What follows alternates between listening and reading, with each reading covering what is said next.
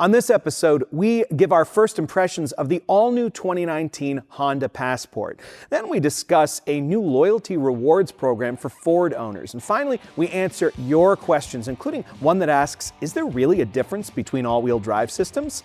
Next on Talking Cars.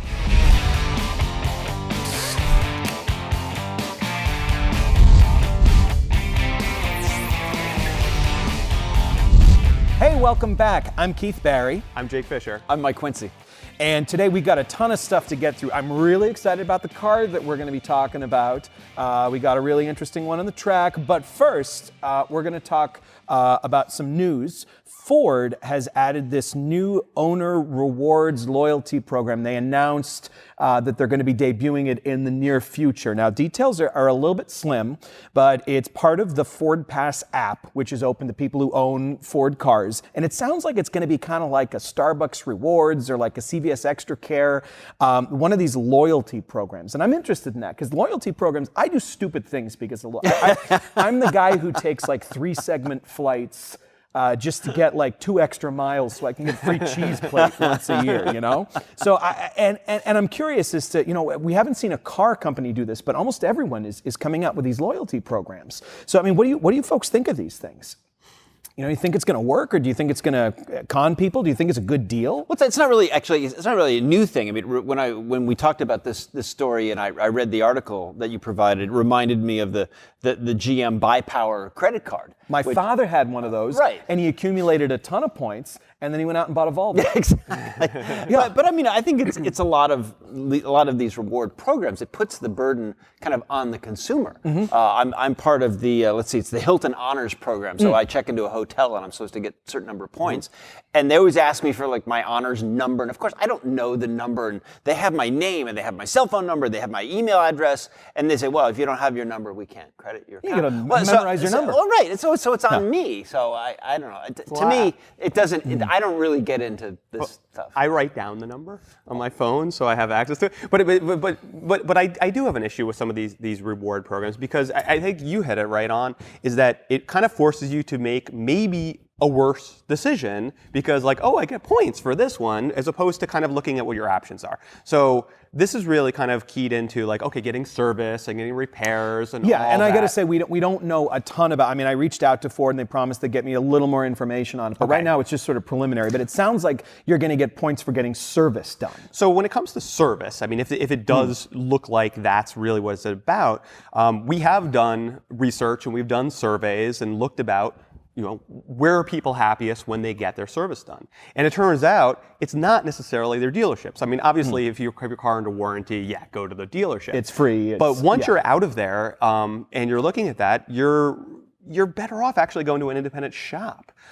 We find that people who go to independent shops for their service and repairs, they're paying less money, they're happier with their service.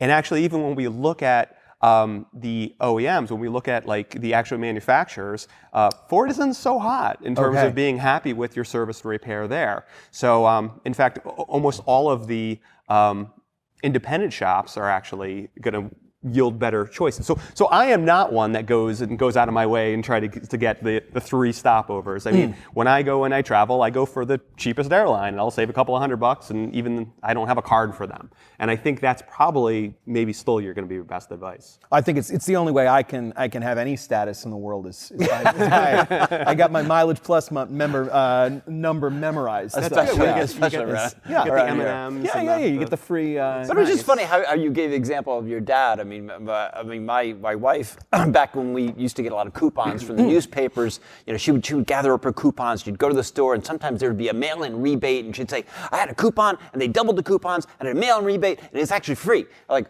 well, what did you wind up buying? 27 pounds of wheat germ. Well, okay.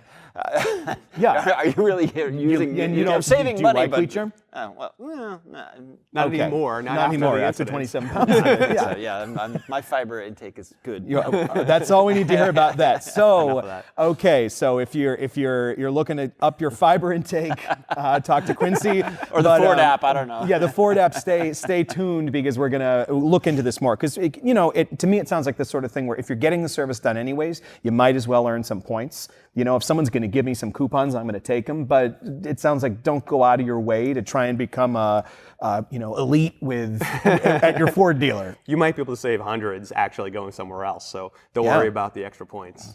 All right, so moving on from Ford, we rented the new Passport from Honda. That's a name that's kind of returning, but it's an all-new car. It's an SUV. It's about 40 and change. We're going to be buying one soon, very, very soon. But this one, we rented it from Honda. It's brand new. What is this? Doesn't Honda already have 2 SUVs? You can never have enough SUVs. That's what that's what we know about our market. Yeah. That's what we call this SUV fatigue. But Maybe it's our SUV fatigue. Yeah, it's there. It's what America's people SUV are buying. fever. I mean, I'll give you that. America you can't get enough. has and the only prescription is more SUVs. I got a fever. Yeah. The only prescription. Yeah. No, and it's every single segment, right? There's subcompact ones, there's medium, large, there's everything. That's right. Honda actually has more than 3. They have There's the a Honda HRV. HRV, which is the tiny Yeah. one, and So the now CRV, they've got 4. and then The Passport and the Pilot. Should be the Passport RV. Sorry. Moving on. Yes. Passport's been revoked. So look, let's talk about what it is. So what is it, right? It's not a small SUV. It's not, the midsize, here's what happened, right? The midsize SUVs, they kind of grew up, and everyone's like, okay, we got to throw in a third row seat. So those are like the Highlanders. The Highlander, the Pilot. Yeah. And, well, not everyone needs a third row seat. So they're like, okay, well, let's go come up with a tweener. It's not a small SUV, not a midsize SUV. And there are only a few really in the market. Like a Nissan Murano is a good example. The Ford Edge is an example. And we're seeing Santa Fe, right? And now and the Santa Fe is kind of right there now too. Tweener. It used to be a 3-row. So it's like there's this new segment that's kind of like, it's big, but it doesn't have the third row, and I think we're seeing more competitors in that spot. So what do we think about this? Because I have some thoughts, and especially about this particular car. Right. But do you think it's going to sell? Yeah, of course. It seems like any SUV sells these days, which is why manufacturers are putting that's what people are buying. I get that. For me, I really liked the Passport because it reminded me of the Ridgeline. This is one of my favorite pickup trucks. It drives really well, a little noisy. Some of the controls I'm not wild about, but to me, the combination of the visibility and the usability. What I love about the Passport is it has a pretty big cargo hold, especially folding down the rear seats. Now, in my household, my kids are bigger and older, so I'm almost never utilizing a third row seat. That would not get a lot of use in my house. I'm going to utilize the cargo hold for wheat germ, which is exactly Hey, if you take it out of the box, you can put a lot in there. Yeah. Now, I actually really liked this vehicle. And it kind of reminded me of kind of a modern and more refined 4Runner because it's kind of like a wagon, no third row seat, but it doesn't have the 4Runner's off-road chops probably. But it's supposed to look rugged. I found this to be a very functional vehicle. I liked how it drove. But here's the thing that I don't like about it is I looked at some of the measurements, and of course we do our own measurements. As far as cargo is concerned, you're talking about, it fits so much more cargo. Then it only has 2 more cubic feet of cargo space over a CRV. And a CRV gets much, much better gas mileage. In fact, now we're going to do our own tests for fuel economy and give a more real world, easy for me to say number. But looking at the EPA estimates, it looks like the Pilot actually the larger 3-row Pilot gets better fuel economy than the Passport.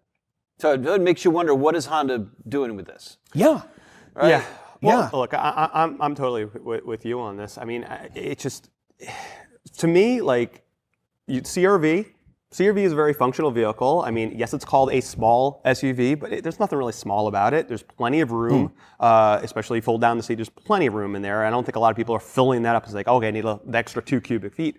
Yeah. But to me, let's talk about what it is. You're right to compare it to the Ridgeline because basically from the seats, the front seats up, it is a Ridgeline. It's also a Pilot. They're very similar vehicles with different back. And to me, if I'm going to drive a vehicle that size, I like the Ridgeline because I have the option of, I got that open bed. I can throw my bikes in the back and dirty stuff. You can't put a dog back there, though. I don't have a dog. Yeah. But then I can put my dog That's your in first problem. but then if you have a Pilot, you've got the third row seat if you need it. So, I mean, you're actually getting something for that extra size. Whereas this, it seems like you're getting something bigger, but you're not really getting something for that extra size. You're paying the fuel, but And you're it's not not getting the cheap. function. You're not getting the additional function that you might get with a pickup truck bed or a three-row SUV. And I think ultimately the people who are looking at this would just be fine with a CR-V, which is a nicer driving experience and better fuel economy. So I'm not totally convinced about this size, whether or not it makes sense for consumers. I do recognize people might want something bigger because they want it, but now we're getting into want versus need, and I'm not going to second guess any of that. And, it's the last thing we needed are more sort of gas guzzling cars on the road, it seems like. I mean, look, for me, I'm a big fan of the Ridgeline. I would love to get a CR-V Ridgeline. Yeah. I mean, I would love that. A small-ish pickup. Oh my God. Sure. I mean, that would suit my needs, but I mean, it's not as rough and tumble, of course. So. Right. Yeah. Well, and that is part of the sales pitch for the Passport is that it looks rougher. It has that body cladding. It's supposed to look a little more aggressive. But on to Jake's point, we just had a moment of silence for the Subaru Baja. Oh my gosh. But that was Small pickup truck. But that was a bed that was like kind of Right, like, but you could that's the almost put first a thing grill I in thought it. of when you said a CR-V pickup. It's like, oh, the Baja. I remember that. Right, sure. Anyway. And any color you want want a as long as bed it's bright yellow. We're going to start designing our own cars because I want a GTI with 4 doors and then a bed Volkswagen used to have the pickup. Body by Jake Fisher. We're designing our own cars. We're going to wind up with the Homer-mobile. No one would buy them. Yeah, find the graphic of the Homer-mobile, guys. I think you'll know where it's All right, we've run out of things to say. Let's go to you. We very clearly need your help. So, Dave Abrams, can you roll a video? We need a question here, please. My question is, how long does gasoline maintain its octane level once it's in your tank? And if it takes you, say, 3 months to go through a whole tank, is that long enough to consider moving up an octane level to avoid potential engine knocking and other problems? Mark, great question. Thanks for sending in a video. We actually have a lot of video questions today. And if you want to be on Talking Cars with a video question, send it to talkingcars@icloud.com. That's how you become as famous as we are. So for whatever that means. So let's get to your question. So if it takes a long time to get through a tank of gas, should you move up an octane level? Octane, is that really what we're talking about here? No. Okay. I mean, first of all, I mean, the time frame that he's talking about, I mean, you really don't have to worry about.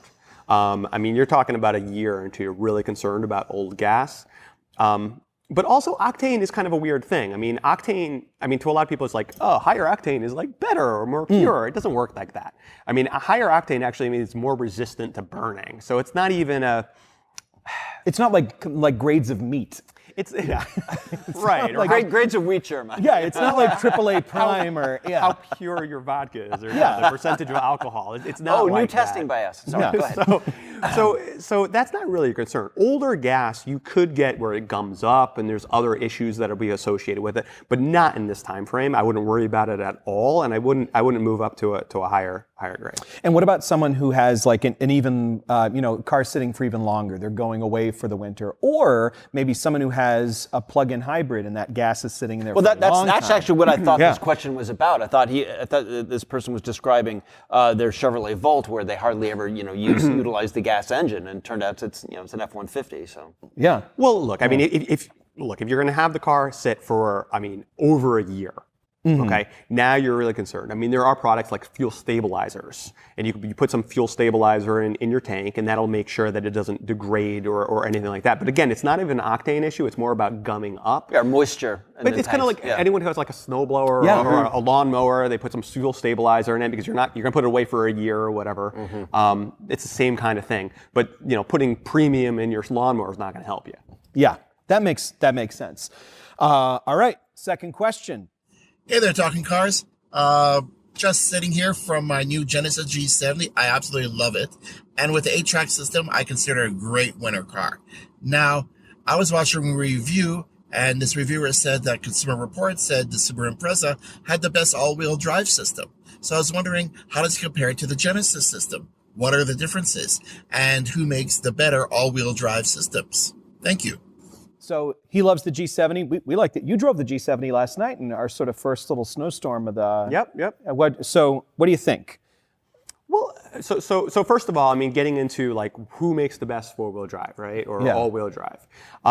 There is some facts. In fact, in terms of Subarus, right? So we have done some surveys and we have asked people about their experiences with their vehicles, and lo and behold, people with Subarus are like, wow, this is really, really impressive in the snow, not when they're using snow tires. How much of that is the fact that Subaru's advertising is essentially, well, you are really special. You are driving a Subaru. It is all-wheel drive. The beauty of all-wheel drive. You are a Subaru owner, and really hitting you over the head. I mean, do these people now, they're sort of self-identify as... Well, I mean, obviously it's a big deal when you get a Subaru. I mean, just how many vehicles where virtually everything is all-wheel drive other than their sports car. But the truth is that there is mechanical reasons why Subaru's all-wheel drive is different from most vehicles' all-wheel drive. So most all-wheel drive vehicles are basically front drive cars. And when there's some slipping, they throw some power in the rear. That's how most all-wheel drive works. That's not a bad thing because it prevents you from getting stuck if there's some slipping. In fact, the all-wheel drive Prius is coming out, and that's all-wheel drive. But you know what? It actually doesn't do anything above like 45 miles per hour. It's just basically to help you make sure you don't get stuck. Now, when it comes to Subaru, the way they're designed, it's actually power to all the wheels, basically. So this is what they call their symmetrical all-wheel drive. Right. And it's actually more similar to a vehicle like the G70, which is basically a rear drive based vehicle. So it's not, the G70, again, it's not one of these systems where it's like only front drives and then throws some in the back. It's actually more balanced. But again, what are you using it for? You know, I mean, when you're talking about all-wheel drive and four-wheel drive systems, you're not going up the Rubicon with the G70. No. I mean, generally, any of these systems are going to get you where you need to go. And they're going to help a lot. But more importantly is probably... It's all about tires. It's all about tires, right? Yeah, and this is one of your favorite things to talk about. Well, I mean, no question. I mean, certainly living here in the Northeast, we get questions from friends and neighbors all the time. You know, I need all-wheel drive and blah, blah, blah. And a lot of times they just think that's going to save them from anything that happens in the winter. But we have all driven cars like the Mitsubishi Evo, the Subaru WRX STI, the Audi TT, which has all-wheel drive, but performance tires. They're absolutely useless in the snow. I mean, I'd much rather have a front-wheel drive vehicle with all-season or winter tires than a performance car with those kinds of rubber on the road. I mean, my brother-in-law had an early 2000s Nissan Maxima, and he said, oh, it's a terrible snow car. It's not the car that makes it a terrible snow car. Yeah, so I mean, very specifically, I mean, you're right. It's about tires. So I don't care what kind of all-wheel drive system you have, none of them are going to help you stop. Right. That's about your tires and that's about your grip. And on the G70, be careful because the higher trim models actually come with summer tires. So I don't care if you have all-wheel drive, but if you're going to try to hit the brakes with just summer tires, it ain't going to be good. All right. Yeah. All right. Question answered. All right. Let's move up to another one. Hi, Talking Cars. This is T2 from California. I really love your show with the insights. Mike Quincy is my favorite. I had a question about adaptive cruise control. The one on my Honda Civic, which came with the sensing package, I find it both not smooth or reliable in low speed traffic, where I need it the most when I'm in bumper to bumper traffic. Can you recommend the best adaptive cruise control out there? My friends tell me Hyundai and Kia make much better ones. Please comment. Thank you. Well, you're the favorite, so why don't you answer this one for us? I guess the check that my wife sent you cleared. I don't know. Thank you. That was very, very kind. I'm working on it. Yeah. I'm working on it. Yeah. I imagine that his car probably didn't have the stop and go semi-autonomous system. I love adaptive cruise control. I use it all the time. I think they have evolved over time. I think when they first started coming on cars, you'd be in a line of traffic and you look to your left and you see an opening and you pull out. And the adaptive cruise is like, oh, look at that. Oh, open road. And the engine starts wailing. And you're like, oh, my gosh. I think that the way that they come back up to speed are getting a bit more subtle. But I mean, Jake, you've had a lot of experience, testing the semi-autonomous systems. And this probably isn't exactly what he's referring to. Well, first of all, there are no semi-autonomous systems. There's automation, right? So these are automated systems, right? And ACC, automatic... I'm going to get the terminology wrong. Adaptive cruise control. control. Thank you, sir. This is what we're talking about. And the truth is that there are differences with these systems. Now, it's a little bit, Mike is exactly right, in terms of the stop and go functionality. That's twice in one podcast. I was exactly. I'm not saying Right, you're my favorite. exactly right. Okay, But I'm just the not going host there here. yet. But look, stop and go, yeah, absolutely. That makes these systems nicer because if you're using the system and all of a sudden it bombs out when you hit 20 miles per hour and says beep, beep, beep, take over, it's not the full package. I mean, these systems make, as someone who used to, at one point I had an hour commute in stop and go traffic, and these systems made life so much easier. Absolutely. I mean, but the difference is also, they perform differently. I mean, they're just all programmed differently. It's not that necessarily some are better than others. I think some, traffic is different in different places. And in California, your stop and go traffic might be different than your New York stop and go traffic. Well, and look, I mean, none of these can really read your mind. So, I mean, what we have done plenty of surveys on systems like this, and there's just as many people complaining about they're too slow to react to, they're too abrupt to react. So they don't know if you're in a hurry or not. And you can't make everyone happy. So you can't make everyone happy. But the truth is that look for a system that has stop and go.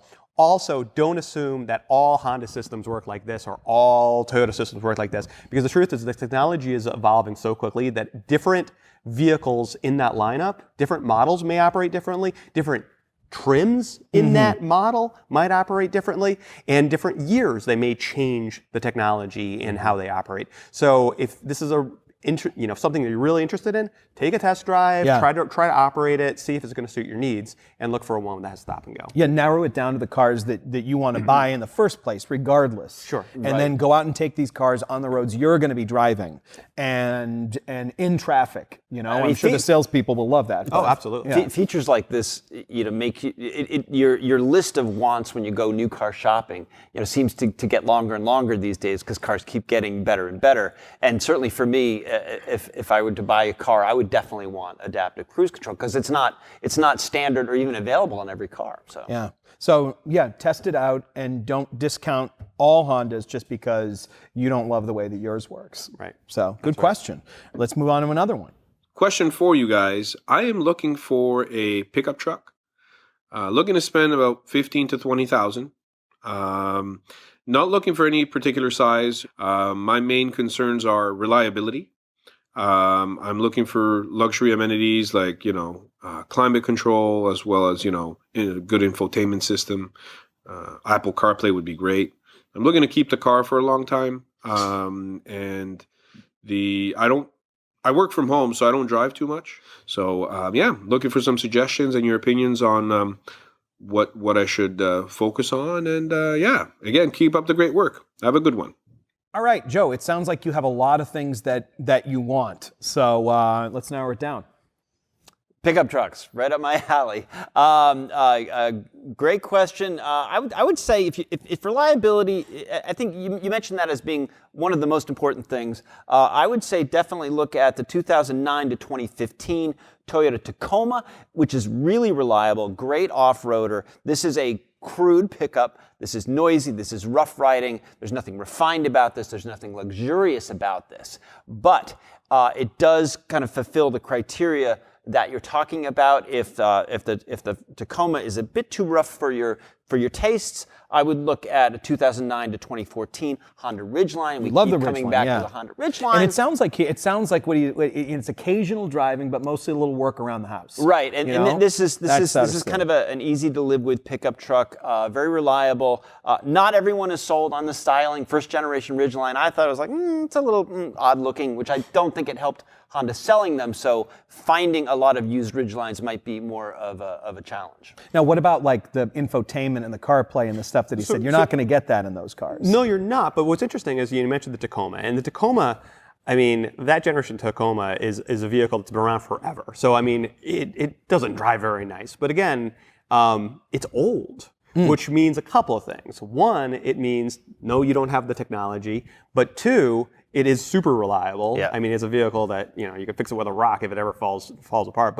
But one thing is the head unit. So the head unit is kind of like where the radio goes. And almost all new cars now, it's kind of like this flat screen display that pops out of the dashboard. But this older truck, is actually what they call a double DIN. So it's actually a radio that slides out, which means you could get an aftermarket radio and put in your latest technology. And actually, if you go to an aftermarket radio, so if you're interested in like CarPlay, for instance, you could get wireless CarPlay, which is something you only like BMW. Right. right. So you could actually have better technology in your old pickup truck than virtually any of the cars have today. And my 19-year-old son has adapters for his phone in our 2002 Camry and our 2006 Subaru. So yeah, you can do an end around with this technology thing. Now, normally I say if you're looking for all those things and right away that you buy, that you lease instead of buy, because there's some insanely good lease deals on trucks. But that's because trucks tend to not really depreciate that much, and that's especially the case with the Tacoma. And I mean, I looked at, you can get a 10-year-old Tacoma that is still worth like $5,000, $7,000. So if you're spending $15,000 for 2009 to 2015, you're going to be able to sell that car after 10 years, and you will have spent maybe $6,000 owning this thing, Right. Especially if it's reliable. So yeah, I'd have to agree with you. Well, I hope that answers your question. I hope we answered all your questions today. If you want to learn more, because we're kind of time limited here, go to the show notes and you'll find links to all our reviews and more information. And if you have a question for us, send it to TalkingCars@iCloud.com. We've got a lot of questions, but we're steadily working through the backlog, so we haven't forgotten about you. Thanks so much. We'll see you soon.